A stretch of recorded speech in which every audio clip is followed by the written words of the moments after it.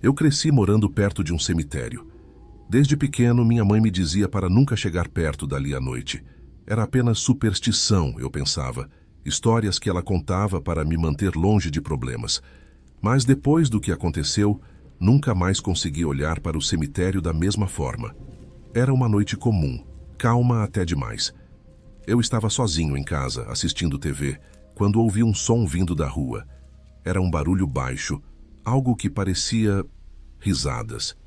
De início, pensei que fosse apenas alguma criança brincando do lado de fora, mas já passava das 11 da noite. Quem estaria lá fora nessa hora? Fui até a janela e, de relance, vi algo estranho.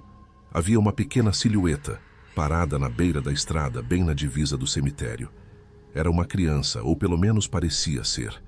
Ela estava de costas para mim, parada de um jeito completamente imóvel, olhando para dentro dos portões do cemitério. Minha primeira reação foi ficar curioso. O que uma criança estaria fazendo sozinha ali? Talvez tivesse se perdido. Vesti um casaco e fui até lá. Quanto mais eu me aproximava, mais aquela sensação de que algo estava errado crescia dentro de mim. O ar parecia mais frio, pesado, e a escuridão ao redor do cemitério parecia quase densa. Quando estava a poucos metros de distância, chamei por ela. Ei, você está bem? Minha voz soou fraca, abafada pela quietude da noite. Ela não se mexeu. Continuei andando, hesitante, até que ouvi o som de passos leves sobre o asfalto, como se alguém estivesse correndo. Mas ao mesmo tempo o som vinha de todos os lados. Olhei em volta, mas não havia mais ninguém. Apenas aquela figura, imóvel.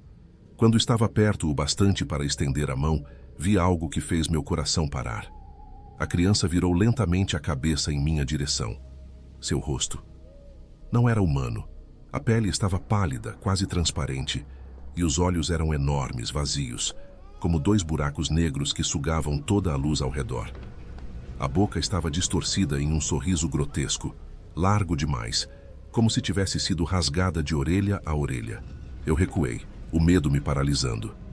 Antes que eu pudesse reagir, ela se virou completamente para mim e começou a andar na minha direção. Os pés deslizavam suavemente pelo chão, sem som. Cada passo que ela dava, a risada que eu havia ouvido antes, começava a ressoar no ar, mas não parecia vir dela. Era como se algo ao redor de nós estivesse rindo, algo que não era visível. Meu corpo reagiu antes da minha mente. Girei nos calcanhares e comecei a correr de volta para casa. Podia sentir os passos dela atrás de mim, aquele som leve e abafado me seguindo. O caminho até minha porta parecia interminável. O som de risadas agora estava em toda parte, crescendo em volume, cercando-me. Quando finalmente alcancei a porta, me joguei para dentro e bati com força. Meu coração parecia que ia explodir no peito, e o silêncio repentino que tomou conta do ambiente foi quase ensurdecedor. Tudo ficou quieto lá fora. Fui até a janela, ofegante, e espreitei por entre as cortinas. A rua estava deserta, como se nada tivesse acontecido. Eu quis acreditar que tinha imaginado tudo. Talvez fosse o cansaço ou alguma ilusão criada pelo medo do cemitério. Mas naquela noite, quando finalmente consegui me deitar, ouvi novamente um leve risinho vindo do lado de fora. Meus músculos se enrijeceram e senti o pânico se espalhar pelo meu corpo. Olhando para o teto do quarto, eu sabia que não estava sozinho. Aquela coisa ainda estava lá fora, esperando, observando, e sabia onde eu morava. Desde então, as risadas voltam toda noite, e sempre, ao longe, vejo aquela pequena silhueta parada na beira do cemitério, esperando que eu saia de casa novamente.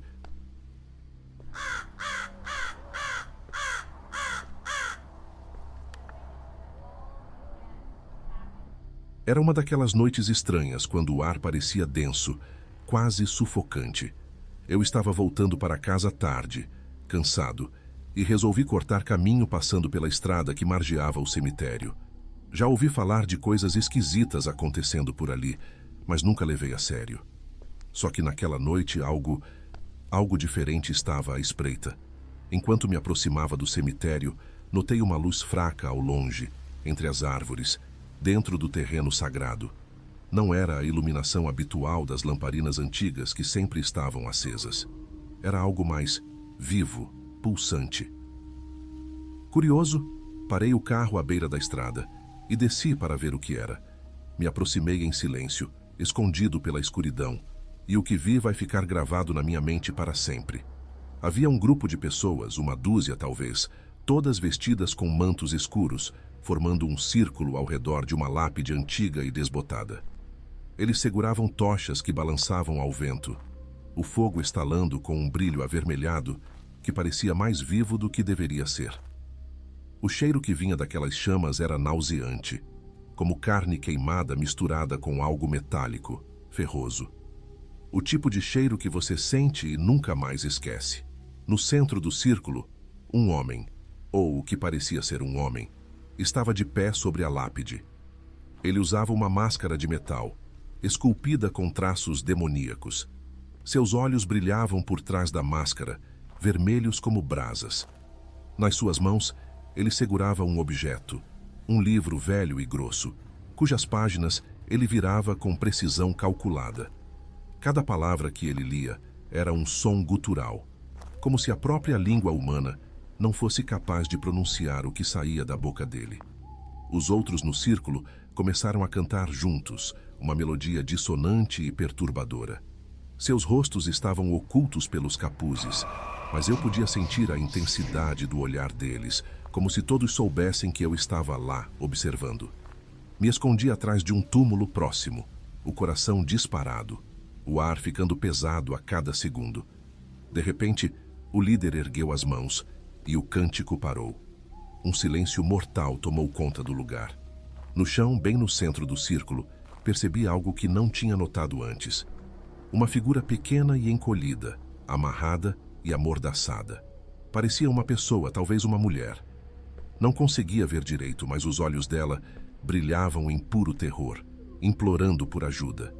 Eu quis fazer algo, gritar, correr até lá, mas meu corpo estava congelado de pavor. O homem de máscara ergueu uma faca, longa e afiada, que refletia a luz do fogo. Ele murmurou mais algumas palavras indecifráveis, e o solo ao redor da lápide começou a tremer.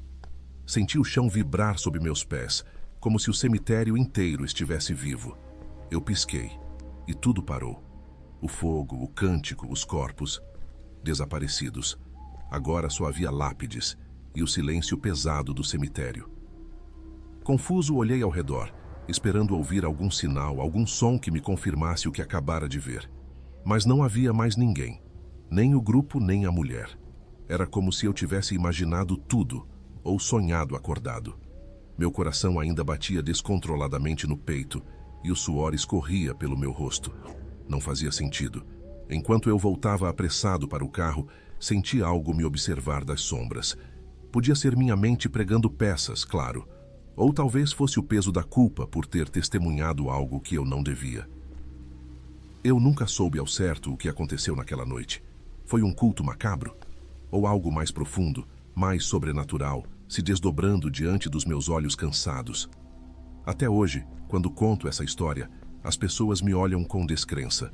Às vezes, eu mesmo me pergunto se não imaginei tudo, se o cansaço daquela noite me levou a ver coisas que não estavam ali. Mas no fundo, uma parte de mim sabe, ou talvez teme, que o que eu vi foi real. Seja o que for, eu nunca mais passei perto daquele cemitério.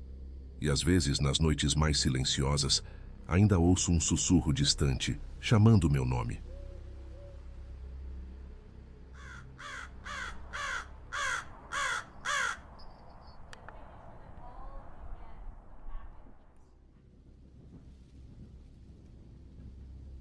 Eu sempre fui cético. Nunca acreditei nessas histórias de fantasmas e almas penadas. Mas na última noite, tudo mudou. Eu fui ao cemitério para encontrar algo que perdi. Algo que nunca devia ter procurado. Era tarde, provavelmente passado da meia-noite. O silêncio era esmagador. As árvores balançavam lentamente ao vento, e o som seco das folhas caídas parecia mais alto do que deveria ser. Caminhei entre as lápides, e logo percebi uma sensação estranha, como se estivesse sendo observado. Uma brisa gelada passou por mim, congelando minha espinha. mas continuei. De repente, vi algo no canto da minha visão. Um vulto. Não foi um movimento brusco, mas lento, quase como se estivesse me esperando notar. Virei a cabeça e lá estava. Uma figura em pé, no meio das lápides. Era alta e fina, coberta por um manto negro que parecia absorver a luz da lua. Não dava para ver o rosto, mas eu sabia que estava olhando diretamente para mim. Seus olhos não estavam lá, mas eu os senti, queimando em minha alma. Tentei sair dali, mas minhas pernas pareciam presas no chão. Meu corpo não respondia. E então ouvi vozes.